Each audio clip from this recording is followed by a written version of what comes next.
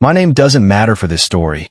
What matters is that for 15 years, my own son believed I was the kind of man who could walk out on his family and never look back. He told that story to his wife.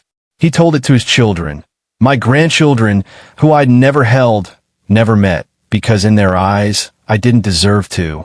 He told it to himself every single night, because it was easier to hate me than to ask why. He was wrong, but I let him be wrong, because the truth would have broken something in him that I didn't think he could survive. Then, 3 weeks ago, my phone rang, and everything I protected him from for 15 years came due all at once. I need to take you back. 15 years ago, I was married to a woman named Elena. We had one son, Marcus, who was 11 years old, sharp, funny, obsessed with building model airplanes on our kitchen table every Sunday.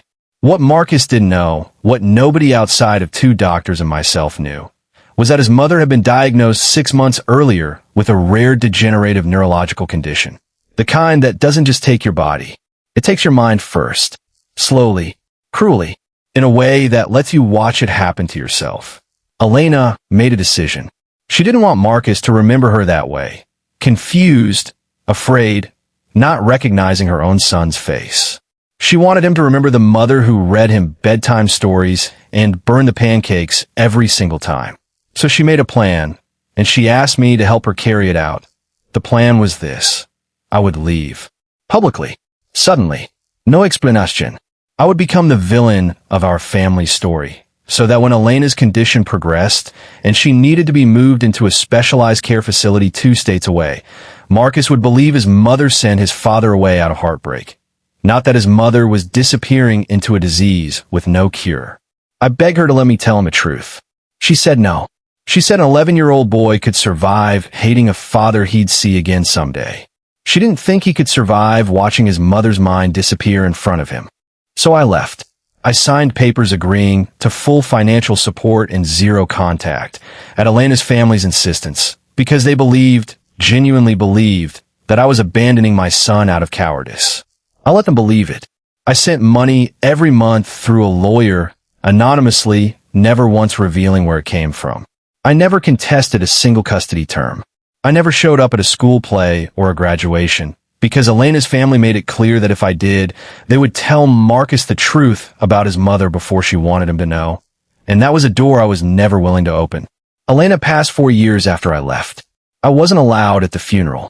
I stood outside the cemetery gates 400 feet away and watched my son bury his mother without me beside him. Marcus grew up believing his father chose to disappear. He grew up angry. He became a good man anyway. A better man than I probably deserved as a son, if I'm honest. He built a career, married a woman named Priya, and had 2 children. He never once tried to find me. Why would he? In his mind, I was the man who left. I followed his life from a distance the only way a stranger could, through the occasional public post, through the lawyer who still forwarded my monthly support checks long after Marcus turned 18 and legally didn't need them anymore. I kept sending them anyway, every single month for 15 years. He never knew where they came from. I told the lawyer to never say. 3 weeks ago, my phone rang. It was a number I didn't recognize from the city Marcus lived in. It was Priya, my daughter-in-law. A woman I had never spoken to in my life. She told me Marcus was in the hospital. A car accident. Not his fault, but severe. He needed a kidney transplant, and needed it fast. Priya wasn't a match. Their children were too young to be considered.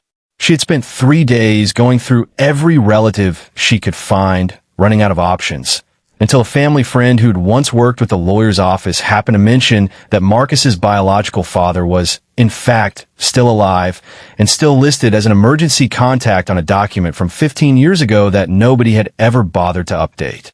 She wasn't calling to reconcile. She was calling because she was desperate, and I was, medically speaking, a possible option she couldn't afford to ignore. I didn't hesitate. I told her I'd be on the next flight. I flew out that same night. I sat in a hospital waiting room for the first time in 15 years, close enough to my son to hear updates about his condition, but still a stranger to the people around me. The testing took 2 days. On the second day, a doctor came out and told Priya and me that I was, in fact, a match. A strong one. Priya looked at me, really looked at me for the first time, and asked the question I'd been dreading since her first phone call. Why would you do this? He hates you. He's told me for 15 years what kind of man you are. I had a choice in that moment. I could give her the easy answer, he's my son, of course I'd help, and let it end there. Or I could finally tell someone the truth I had carried alone for 15 years. I chose the truth. I told her everything. About Elena's diagnosis. About the promise I made. About every check I sent anonymously. Every school event I watched from outside a fence. Every year I let my own son hate me so he wouldn't have to watch his mother disappear. Priya sat in silence for a long time. Then she said something I didn't expect. He has a box. In our closet. Papers he's never opened. Things your lawyer sent over the years that he refused to look at because he said knowing more about you would just make it worse. The surgery happened 2 days later. It went well. Marcus's body accepted the kidney without complication. But recovery meant days of him being too weak, too sedated to have the conversation that was coming. On the 4th day, he was finally alert enough to be told who his donor was. Priya told me later that when she said my name, Marcus went completely silent for almost a full minute. Then he asked her to bring me in. I walked into that hospital room, not knowing if I was about to be forgiven or thrown out. Marcus looked at me, really looked the way his mother used to, and asked one question. Why? Not why did you do this now? Not why did you leave? Just why? 15 years condensed into one word. So I told him. Everything. The diagnosis his mother hid from him. The promise I made her. The reason I let an 11-year-old boy grow into a man who believed his father was a coward. Because the alternative was letting that same boy watch his mother's mind disappear piece by piece and remember her that way forever. Marcus didn't say anything for a long time. Then he asked to see the box Priya had mentioned. 15 years of unopened letters and financial records his lawyer had sent that he'd never once let himself read. We opened them together in that hospital room. Every single one confirmed what I told him. Every year, a letter explaining nothing except that the money was still coming, still anonymous, still faithful, because his mother's family had made it clear that any attempt at real contact would break the promise I'd made her. It's been 3 weeks since that hospital room. Marcus is recovering well.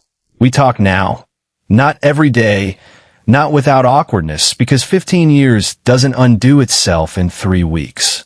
But he's introduced me to my grandchildren. I've sat at his kitchen table, the same kind of table his mother and I once had, and watched his youngest build something out of blocks the way he used to build model airplanes. He told me something last week that I think about constantly. He said, I spent 15 years being angry at a man who doesn't exist. I don't know how to be angry at the one who actually showed up. I don't know if we'll ever get back everything those 15 years took. But I know this. I kept a promise to a dying woman I loved, even when it cost me my son's belief in who I was. And when he needed me most, without hesitation, without an apology owed to me first, I was there. Some promises are worth everything they cost. This was one of them. If this story moved you, you're not alone. Sometimes the people who love us hardest are the ones carrying the heaviest silence. If you want to hear another story about a family secret that took decades to surface, that video is linked right here. And if you believe some promises really are worth any cost, let me know in the comments.